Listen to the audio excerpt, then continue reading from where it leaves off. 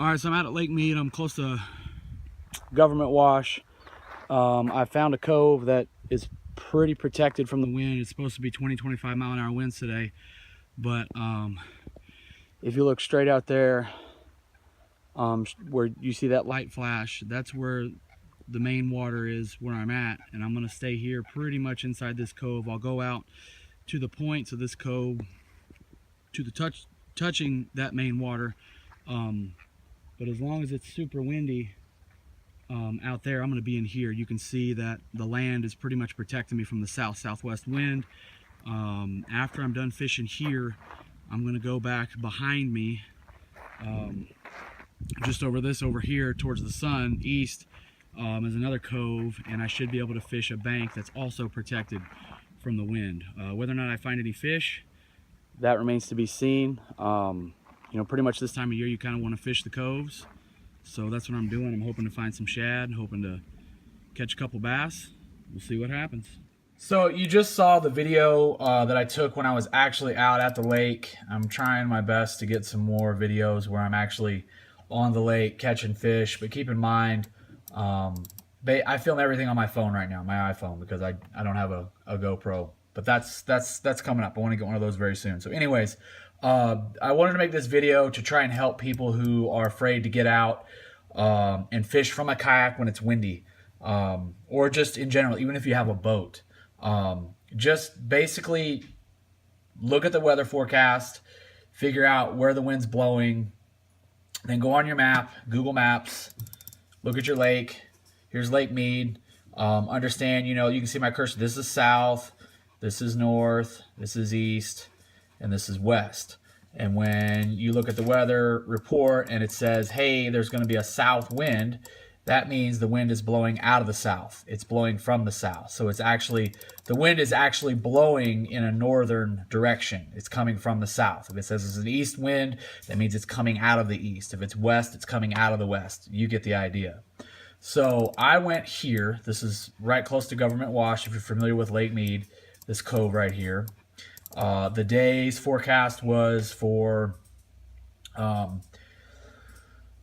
early in the morning, 12 to 15 mile an hour southwest winds, with the wind mile per hour increasing throughout the day, getting up to 20 to 30 mile an hour by noon, 1 o'clock, I believe. This was this past weekend on Sunday. So needless to say, it was a very, very windy day. However, you can see in the video I just showed, when I showed up here, and I was literally standing right here on this point. That's where I was. The water was pretty darn calm for 15 mile an hour wind. Now, shortly after I took that video, the wind literally almost completely disappeared. It was even amazing. Even out here on the bigger basin of Government, there was very little wind. I didn't go out there. I stayed in here because there were fish here. There were shad getting popped and chased around all over the place. So just FYI, I'm telling you right now, there's shad in this cove, as there are in a lot of coves in Lake Mead right now, just with what's going on. So if you want to find some shad, all right, I'll be with you in a minute, okay, buddy? Son's doing homework. But anyways, there are shad in this cove, so not a bad place to start off if you're in Government. But anyway, so with that southwest wind, the wind started off, it was pretty much a south wind, so it was blowing this way into the cove. Most of this peninsula or island was blocking this entire bank right here, was just pretty darn smooth, nearly glassy smooth, which incidentally, that's where most of the shad were being chased around and popped, right in here, right back and forth here from where my cursor is moving. And then it did get a little bit windier here because the wind was blowing up through the mouth of this cove. And then as the wind shifted to a south-southwest, even though it was a 15-20 mile an hour wind, this entire cove was still pretty much protected. Yes, if I sat here on my kayak, I would be pushed this way pretty quickly, but the water was pretty darn calm despite of that 15-20 mile an hour wind, because I was protected by all this land around it.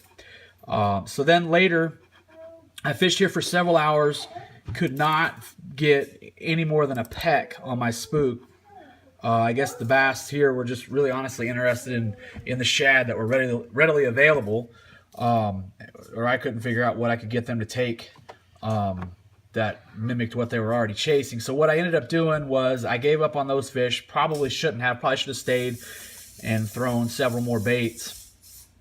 I went over here, over on this side, and it wasn't too bad over here, but once you got out over here, it started to get pretty bad. But as long as I stayed close to the bank here, I was fairly protected. Again, 20, 25 mile an hour gusts, pretty steady 15 to 20 mile an hour wind that I had to deal with. And the biggest issue, even when I was over here and the water was rough, was just being blown around. Just really not having a lot of control over my kayak. But don't be afraid to get out on the water if it's really windy. And when I say really windy, I mean 15 plus mile an hour. Obviously, if it were 30 mile an hour, like steady, consistent, I probably would have said no, I'm not even going to mess with it.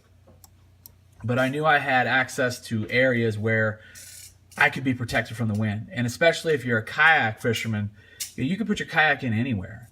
So don't be afraid to get out on the water. Look at your map, look at your forecast the night before to get the most accurate prediction for what's going to happen when you're actually out on the water, and go from there. And you'll be surprised at how calm of water you can find just by looking at your map and knowing the wind direction. And not only that, you're not just fishing places that are calm, but you can actually find places where you're going to be able to fish without worrying about losing all your stuff because you dumped your kayak.